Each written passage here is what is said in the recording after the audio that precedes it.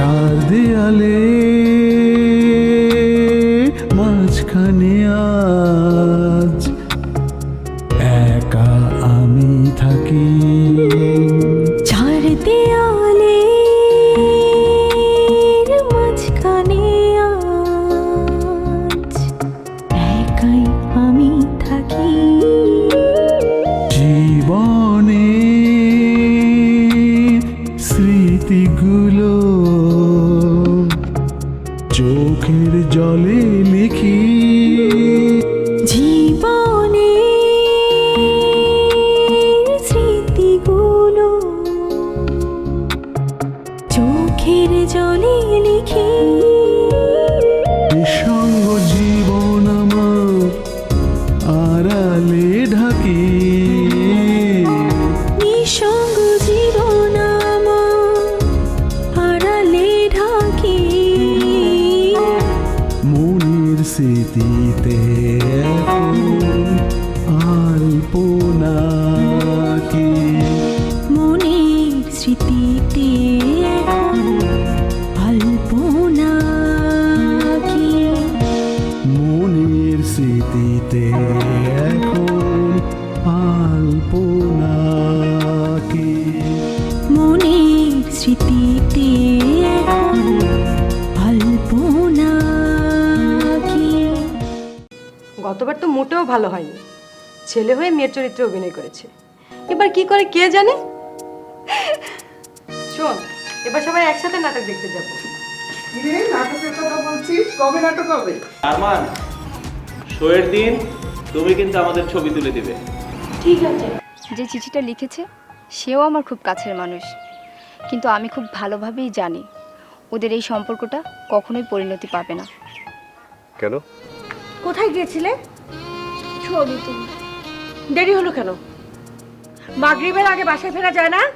আরমানদের পড়ানোর মাস্টার আছে, আমার পড়ানোর মাস্টার নেই কেন? কেন? তোকে আমি পড়াই না? বিশ্ববিদ্যালয়ে কি সব বিষয় নিয়ে নাকি ঝামেলা শুরু হয়েছে? দেখো, ঝামেলা আছে ঝামেলার জায়গায়, আর ওরা আছে ওদের জায়গায়। আমি খুব ভালোভাবে চিন্তা করেই বলছি, আমি কল্পনাকেই বিয়ে করব।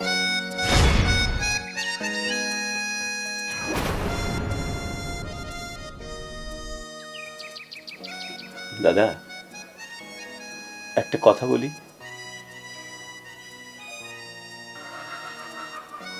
কি এমন ঘটলো যে আপনি কল্পনাকেই বিয়ে করতে চাইছেন? আপনি তো কল্পনাকে দেখেননি।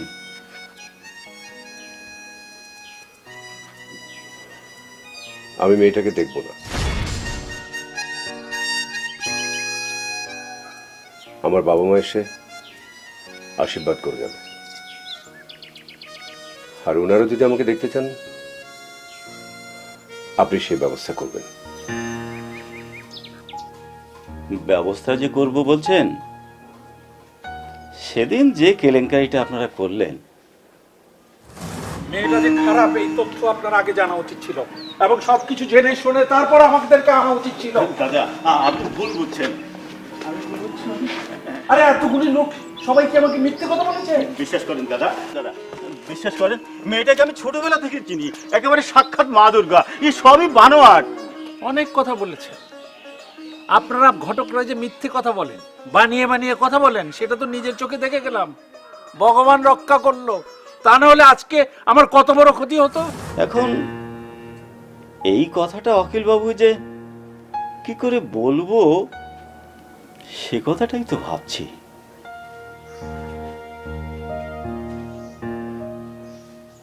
অসুবিধা নেই পরিমল বাবু, অখিল বাবুকে বলবেন ওটা একটা রাজনীতি ছিল।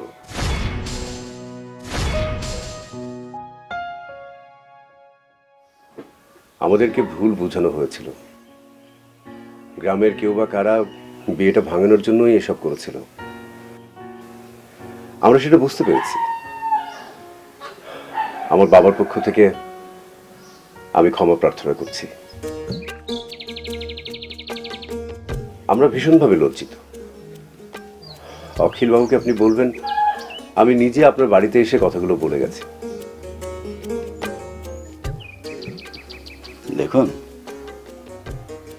অখিলবাবু খুব দুঃখ পেয়েছেন এবং অপমানিত হয়েছেন। এ কথাটা আপনাকে বুঝতে হবে।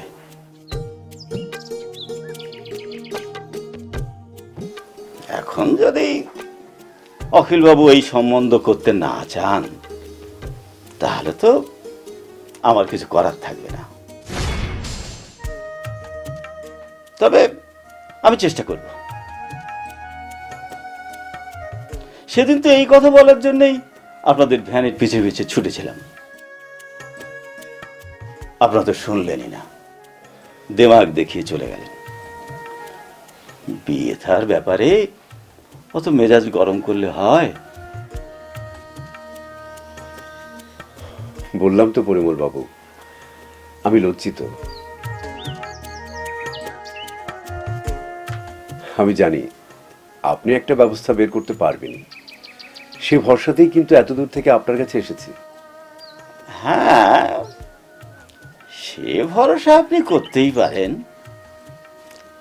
এই পরিমল ঘটক কোনো কাজে কখনো ফেল করে না। তবে একটু সময় লাগবে আর কি।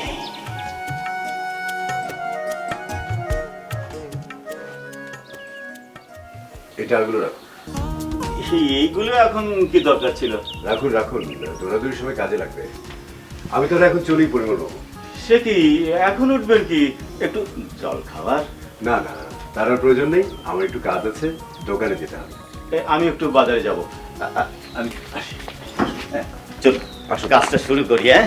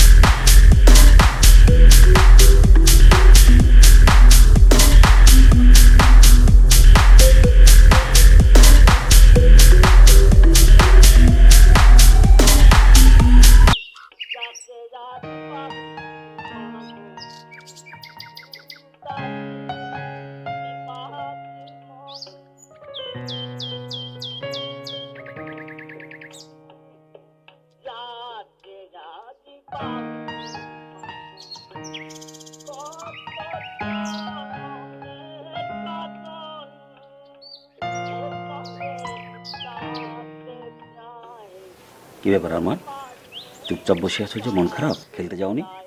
না, জানো বাবা, মা না আমার থেকে ক্যামেরাটা নিয়ে নিয়েছে। তাই নাকি? কেন? গতকাল আমার বাসায় ফিরতে সন্দেহ গেছিল, তাই জানো আমাকে নাকি আর ক্যামেরাটা দেওয়া হবে না। কোথায় গিয়েছিলে? ছবি তুলতে। দেরি হলো কেন? মাগরিবের আগে বাসায় ফেরা যায় না? দেখি ক্যামেরা দাও। যখন থেকে মাগরিবের আগে বাসায় ফেরা শিখবে তখন ক্যামেরায় হাত দেবে। কিন্তু বাবা, অন্যটা তো তুমিই করেছো। সন্ধ্যার পরে বাড়ি ফিরতে গেলে কেন? শোনো, আমি কিন্তু তোমাকে তোমার ক্যামেরাটা ফিরিয়ে দেওয়ার ব্যবস্থা করতে পারি। কিভাবে বাবা? কিন্তু কিন্তু একটা শর্ত আছে, তুমি এটা কাউকে বলতে পারবে না। ঠিক আছে, আমি কাউকে বলবো না। শোনো, ক্যামেরাটা আলমারিতে রাখা আছে, সেটা কিন্তু আমি দেখেছি। তুমি একটা কাজ করবে, ক্যামেরাটা আলমারি থেকে নিয়ে তোমার সারা দিন যত খুশি ছবি তুলবে, আবার ঠিক সন্ধ্যের আগে ক্যামেরাটা ওখানে রেখে দিবে। কিন্তু বাবা, মা যদি দেখে নাই? হ্যাঁ, এটাও তো একটা কথা। তারও একটা বুদ্ধি আছে। ক্যামেরাটা তো ব্যাগের মধ্যে রাখা আছে, তুমি ক্যামেরাটা ব্যাগ থেকে নিয়ে সারাদিন ছবি তুলে আবার সন্ধ্যের আগে ঠিক বাসায় ফিরে ক্যামেরাটা ব্যাগের মধ্যে রেখে দিবে। তবে খুব সাবধান, তোমার আম্মা যেন কিছুতেই টের না পায়। হ্যাঁ, তাহলে বাবা আমি ক্যামেরাটা নিয়ে যাই? আচ্ছা ঠিক আছে, যাও। ঠিক আছে।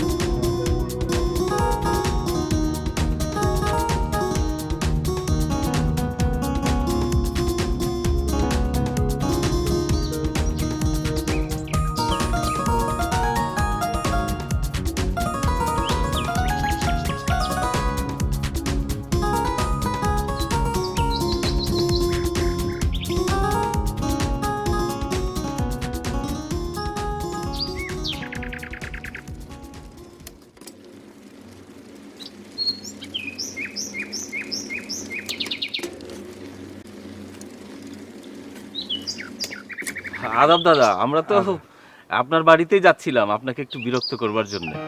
না না, বিরক্ত কিসের? তোমাদের আসার উদ্দেশ্য দেখেই তো আমি বুঝতে পেরেছি। আসলে তো গ্রামে এরকম গাদমাদা কিছুই হয় না, তোমরা আছো বলেই তো একটু চেষ্টা করছো। এইবার কোন নাটক করছো? এবার দাদা ওই দীনবন্ধু মিত্রের নীল দর্পণ। বাহ বাহ, চমৎকার চমৎকার। আমি তাহলে এবার পরিবার পরিজন নিয়েই তোমাদের নাটক দেখতে আসবো। অবশ্যই আসবেন দাদা। তা তোমাদের জন্য আমাকে কি করতে হবে? এই একটু চাঁদা দিতে হবে দাদা, মানে গতবারের চেয়ে একটু বাড়িয়ে দিলে ভালো হয়, খরচও বেড়ে গেছে। আর তাছাড়া এবার ঢাকা থেকে নায়িকা নিয়ে আসছি। তাই? হ্যাঁ। কাকে আনছো? এইটা তো বাজেটের উপর নির্ভর করছে দাদা। আরে বাজেট বাদ্য ভালো দেখে নায়িকা আনবে, বুঝছে? ঠিক আছে দাদা। এই তাহলে তো আমি আর এবার তোমার বৌদিকে আর আনবো না। হ্যাঁ অবশ্যই দাদা, একটু চাঁদাটা বেশি একটু বাড়িয়ে দিন না না দাদা। না, চাঁদার জন্য তুমি চিন্তাই করো না। আচ্ছা দাদা। আমি একা আসবো। তাহলে আমি যাই, আমার দোকানে একটু তাড়া আছে। আচ্ছা দাদা, আদাব। আদাব।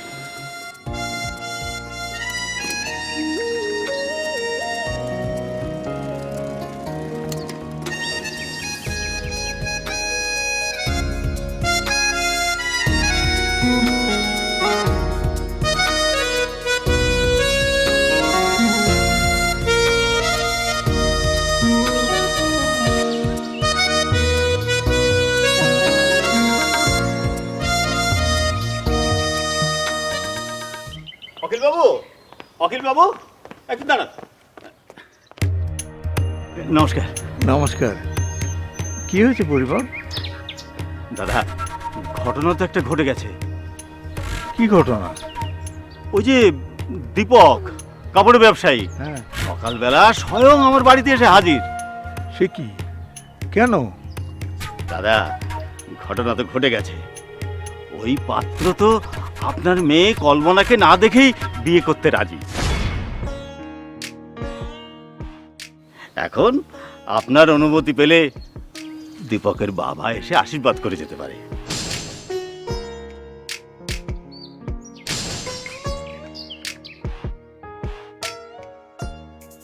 আমি তো কিছুই বুঝতে পারছি না পরিবার। প্রথমে তো আমিও বুঝতে পারিনি দাদা। দাদা, আপনি চিন্তা করে বলছেন তো?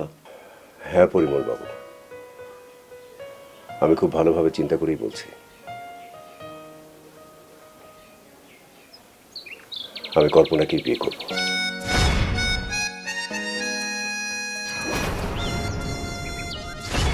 এই ঘটনার জন্যে পাত্রের বাবা পাত্রকে দিয়ে বলে পাঠিয়েছে যে এর জন্য তারা দুঃখিত। ঘটনাটা যে রাজনৈতিক ব্যাপার ছিল এটা তারা বুঝতে পেরেছে। ছেলে এসে এই ঘটনার জন্য দুঃখ প্রকাশ করেছে।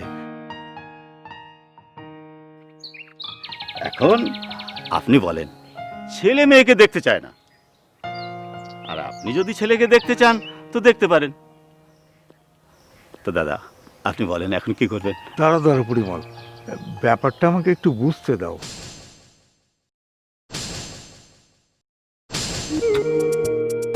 সেদিন তারা বাড়ির কাছাকাছি এসে মেয়ে না দেখে চলে গেল, আর আজকে বলছো ওরা মেয়ে না দেখেই বিয়ে করতে যাচ্ছে। ব্যাপারটা কেমন যেন রহস্যজনক না পরিমল? দাদা, এর মধ্যে রহস্যের কি দেখলেন? ছেলে নিজে এসে বলে গেল, এর মধ্যে তো রহস্যের কিছু থাকতে পারে না। আপনি রাজি হয়ে যান দাদা, ছেলে ভালো। না না পরিমল, ব্যাপারটায় কোথাও যেন একটা পেঁচ আছে। এই পেঁচটা জানতে হবে। আগে আমি তোমার বৌদির সঙ্গে কথা বলি, তারপর আমি তোমাকে জানাচ্ছি। ঠিক আছে দাদা, শুভ কাজে দেরি করবেন না। পাত্রপক্ষ যখন মেয়েকে হাতছাড়া করতে চাচ্ছে না, তখন আমাদেরও ওই পাত্রকে হাতছাড়া করা ঠিক হবে না। আপনি রাজি হয়ে যান।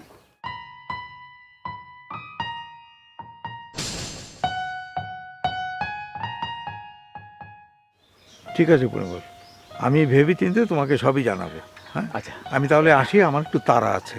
আচ্ছা, ঠিক আছে, নমস্কার।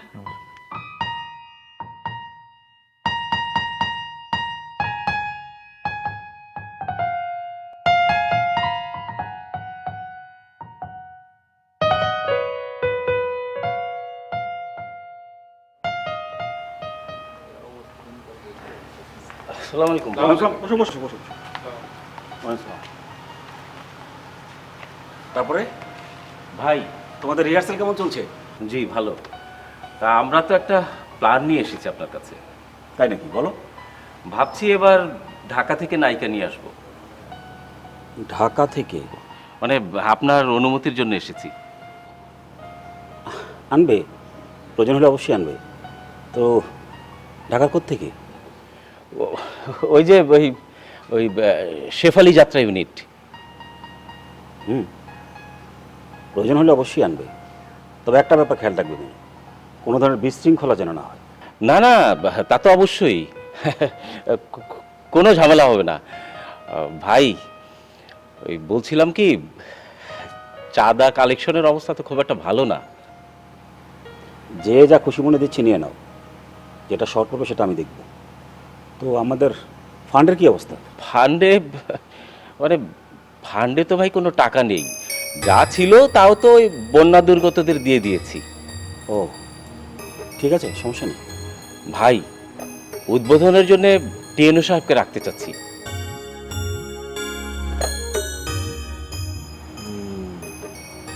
হ্যাঁ করো। আর সভাপতিত্ব আপনি করবেন। ভাই, আর কাকে অতিথি রাখা যায় বলুন তো? হ্যাঁ, আমাদের কলেজের প্রিন্সিপালকে রাখো। ও, তাহলে তো খুবই ভালো হয়। জি ঠিক আছে। আজ তাহলে আমরা যাই। আচ্ছা যাও, দেখি যদি আমার একদিন সুযোগ হয় ওদের রিহার্সেল দেখতে আসবো। আচ্ছা, আমরা ওই আগামী মাসের 18 তারিখে ডেট ঠিক করেছি। আপনার কি কোনো অসুবিধা আছে? না না না, আমার কোনো অসুবিধা নেই, রাখো ডেট রাখো। তাহলে একদিন রিহার্সেল দেখতে আসবেন। হ্যাঁ আসি ভাই। আসসালামু আলাইকুম।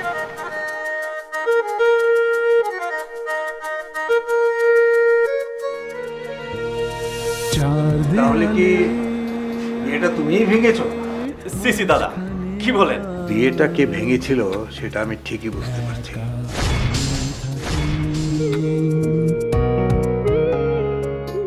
কে? জীবনে স্মৃতিগুলো এই যে ক্যামেরা। এখন আছে, কিন্তু সন্ধ্যার আগ পর্যন্ত ছিল না। মানে কি?